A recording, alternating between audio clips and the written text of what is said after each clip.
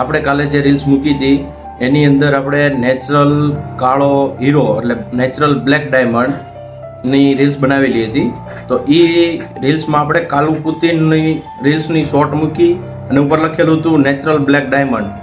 તો એના ઉપર વિવાદ ન ઊભો થાય એના માટે અમે એક રીલ્સ ઉતારતા હતા. અત્યારે ત્યાં એક ભાઈ આવી ગયા.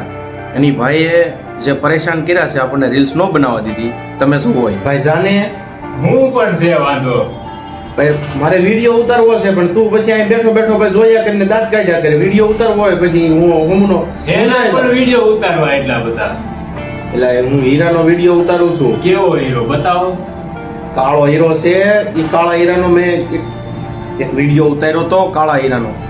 એ બ્લેક બ્યુટી આપણે બતાવવાની હતી તો બ્લેક બ્યુટી બીજી બતાવી ગઈ છે ને એમાં લખાઈ ગયું છે. તું જાને ભાઈ તું સામે વ્યો જા. હું આ ક્યાં નડું તમને પણ એટલે ભાઈ જાને મને હીરાનો વિડીયો નથી ઉતારવા દેતો પણ હા ભાઈ જાવ છું.